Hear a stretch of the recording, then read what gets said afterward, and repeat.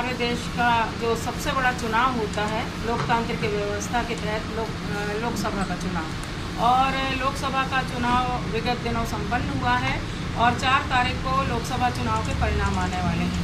हम देख रहे हैं लगातार भारतीय जनता पार्टी और ख़ासकर हमारे माननीय प्रधानमंत्री जी नरेंद्र मोदी जी और हमारे गृह मंत्री श्री अमित शाह जी ये लगातार बस एक ही नारा दे रहे हैं कि अब की बार 400 पार, अब की बार 400 पार।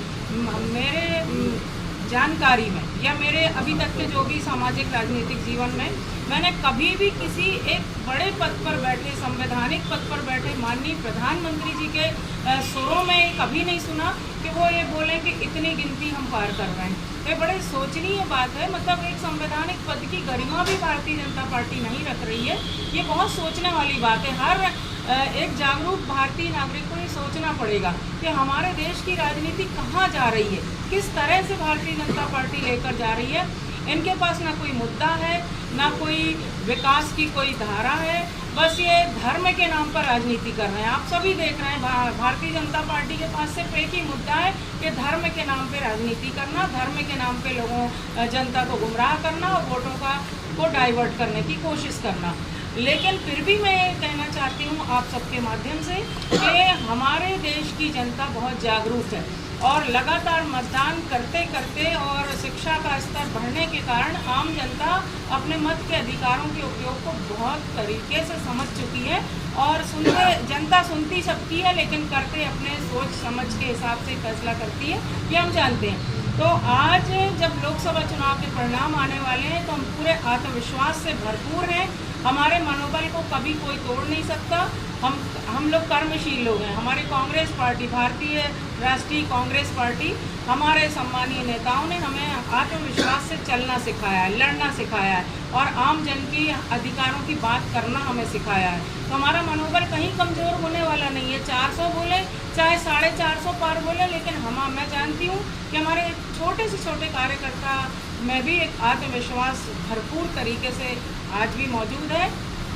पूरे विश्वास से मैं कहना चाहती हूँ कि इंडिया गठबंधन की बहुत सारी सीटें हमारे देश में इस बार आने वाली हैं। हमारे बहुत सारे सांसद चुनकर आने वाले हैं और उसी कड़ी में हम सब जानते हैं हमारे बालाघाट जिले की जो पावन धरती है, इस धरती को मैं नमन करती हूँ और इस धरती के सम्मानी मतदाताओं को मैं सादर प्रणाम करती हूँ, वंदन करती हूँ, अभिनंदन करती हूँ, क्योंकि हमारे यहाँ की जो धरती है, यहाँ की जनता ने हमेशा कांग्रेस का साथ दिया है। कांग्रेस की विचारधारा को ज़्यादातर साथ मिला है जनता का और यही कारण है कि विगत दिनों 23 में, अभी 2023 में नवंबर महीने में जो विधानसभा के चुनाव हुए उसमें हमारी आदरणीय जनता ने 4 विधानसभा क्षेत्रों से 4 कांग्रेस के विधायक चुनकर भेजे हैं और 2 क्षेत्रों में भी हमारे प्रत्याशी बहुत सम्मानजनक वोट लेकर थोड़े मतों से चुनाव में जीत नहीं पाए, लेकिन फिर भी जनादेश जनता को मिला है, जनता का मिला है हमारे नेताओं को।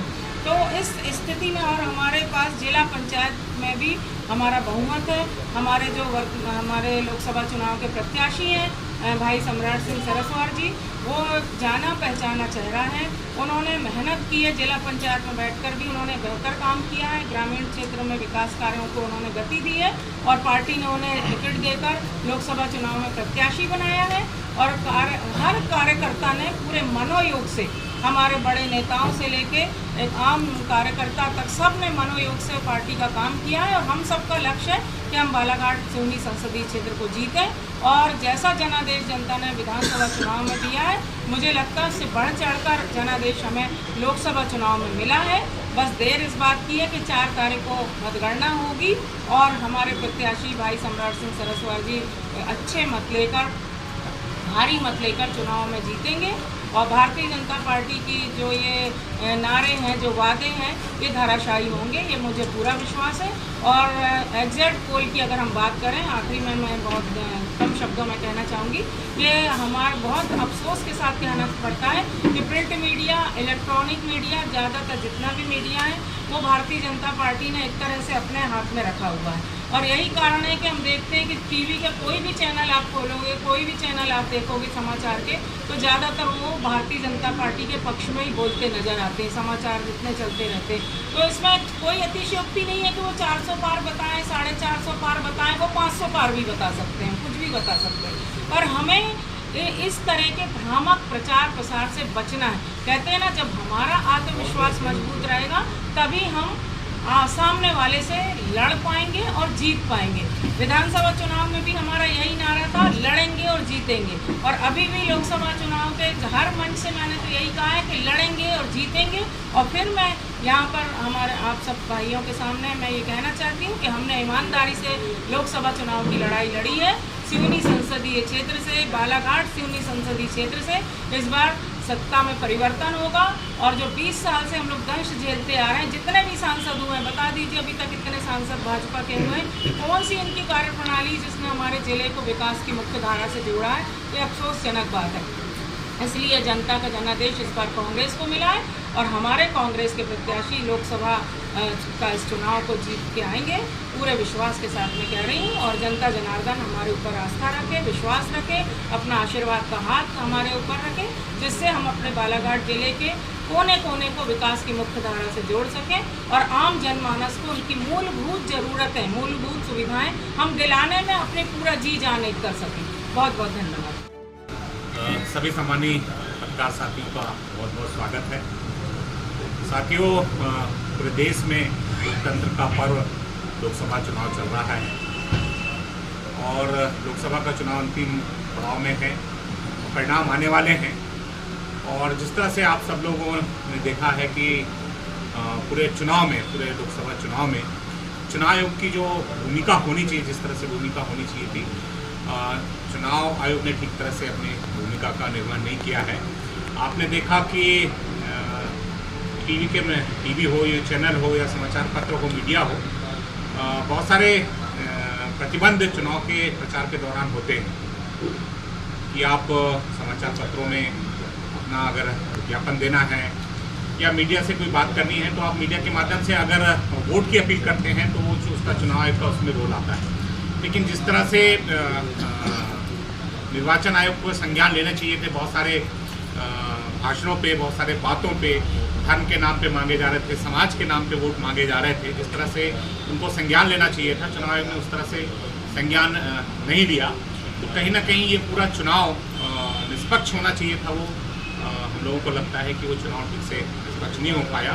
और अभी आप सब लोग देख रहे हैं कि जिस तरह से पूर्वानुमान एग्जिट पोल परिणाम के पहले आ रहे हैं, तो ये एग्जिट पोल ये कहीं ना कहीं दर्शाता है कि जो नेतागण हैं देश में, दो नेता हैं, उन्होंने जो बात किया है उस बात को सही दर्शाने का वही फिगर उनके मुंह से जो निकला, उन्होंने जो बात कहे उस बात को सही प्रमाणित करने के लिए एक होड़ सी लगी हुई है एग्जिट पोल के माध्यम से कि आंकड़े 400 पार के जा रहे हैं। तो ये कहीं ना कहीं हम लोगों को ऐसा लगता है कि ये निष्पक्ष नहीं हो पा रहा है, सही नहीं हो पा रहा है। जिस तरह से हम लोगों ने देश में माहौल देखा है, पूरे देश में बेरोजगार युवाओं को रोजगार नहीं मिल पा रहा है, देश में रोजगारों की समस्या है, हमारे बेरोजगार परेशान रहे हैं, बहुत सारी समस्याएं रही हैं। उन समस्याओं पे बेरोजगारी का मुद्दा हो, बेरोजगारी किस तरह से बढ़ी है, साथ में आपकी महंगाई जिस तरह से बढ़ी है, उन सारी मुद्दों को नगण्य दिखाया जा रहा है और एक परिणाम को एक तरह से ऐसा बताया जा रहा है कि 400 पार सरकार फिर से बनाने जा रही है। तो कहीं ना कहीं ऐसा लगता है कि जो जनता के मुद्दे थे, जनता की जो भावनाएं थी कि बेरोजगारी का मुद्दा हो, आपका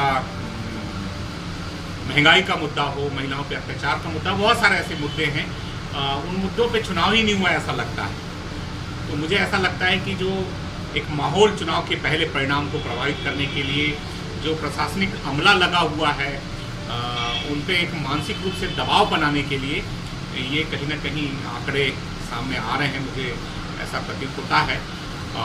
हम सारे लोग बालाघाट जिले में हमारे कांग्रेस के प्रत्याशी सम्राट सिंह शरद पवार और सारे विधायक और कांग्रेस परिवार के सारे कार्यकर्ताओं ने बूथ से लेकर बड़े नेताओं तक ने बड़ी अच्छी मेहनत कांग्रेस के पक्ष में किया हुआ है। आप सब लोगों ने देखा कि बालाघाट जिले में 6 में से 4 कांग्रेस के विधायक बालाघाट की जनता ने चुना है। तो यहाँ कहीं भी ऐसा माहौल एक दल के रूप में एक तरफा माहौल जैसा नहीं लगता है। लेकिन जिस तरह से एग्जिट पोल में आंकड़े आ रहे हैं, तो हम लोग अपने कार्यकर्ताओं से जो फीडबैक लिए हैं उससे हमको निश्चित तौर पे बालाघाट की जो लोकसभा सीट है, सिवनी बालाघाट लोकसभा सीट है, ये हम अच्छे वोटों से जीतने जा रहे हैं। इसमें कोई दुविधा की बात नहीं है।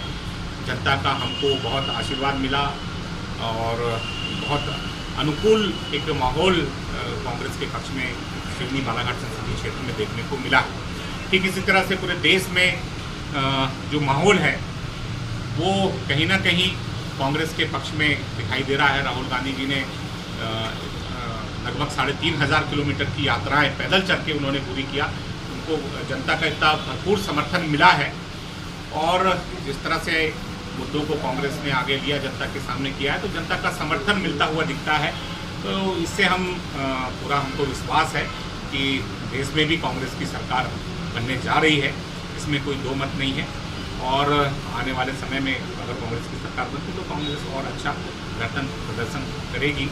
तो मैं आप सबके माध्यम से यही बताना चाहता हूँ जनता जनार्दन को कि इसमें किसी भी प्रकार से कहीं भी ये सोचने और समझने की ज़रूरत नहीं है कि जैसे एग्जिट पोल के आंकड़े आ रहे हैं तो कई बार होता है कि लोग हताश होते हैं कि यार हमने वोट डाला और परिणाम ऐसा निकल रहा है। तो फिर से हमारे बहुत सारे लोगों के जो वोट डालते हैं कांग्रेस के पक्ष में या मतदान करते हैं, ये समझ में आता है कि कहीं ना कहीं फिर ईवीएम का खेल है।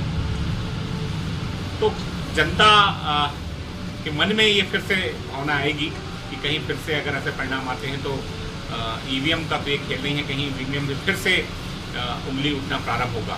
तो मुझे नहीं लगता कि जो एग्जिट पोल के आंकड़े हैं वो सटीक आंकड़े हैं और हम तो उस परिणाम को मानते हैं, फाइनल परिणाम को मानते हैं जब चुनाव परिणाम आएगा और जनता जो आदेश करेगी, जनता जो निर्णय लेगी तो सबको स्वीकार होता है। तो मुझे लगता है कि हम लोगों की, कार्यकर्ताओं की जो मेहनत रही है, हमारे नेताओं की जो मेहनत रही है, निश्चित तौर पे बालाघाट भी और मध्य प्रदेश में भी हम बहुत सारी सीटें जीत रहे हैं और पूरे देश में कांग्रेस की सरकार बनने जा रही है, हम लोग ऐसा मानते हैं।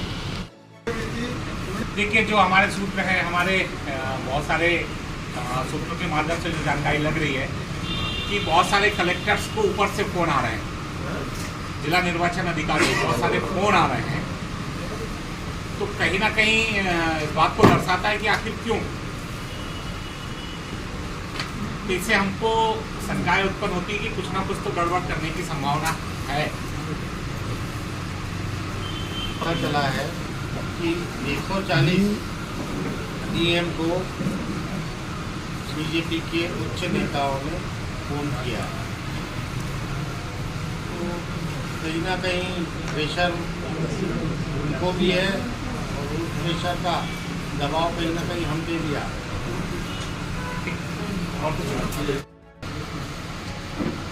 कल शाम से एग्जिट पोल के बारे में हमारे सभी जिले के पूरे देश वालों को, देशवासियों को मीडिया के जरिए ये बताया जा रहा है कि जिस तरीके से 400 पार भारतीय जनता पार्टी की सरकार अपने सीट लेने की दावा कर रहे हैं, कहीं ना कहीं इसमें हमें कुछ गड़बड़ लग रहा है। क्योंकि हम लोगों का मानना है कि कहीं ना कहीं भारतीय जनता पार्टी की ये चाल है मीडिया के जरिए अपना एग्जिट पोल बता के कांग्रेसियों का मनोबल कम किया जाए, उनके कार्यकर्ताओं का मनोबल कम किया जाए और उनके टेबल पे बैठे हुए जो काउंटिंग टेबल पे जो एजेंट लोग हैं उनका मनोबल कम किया जाए ताकि उनकी धांधली करने में इनको मदद मिले।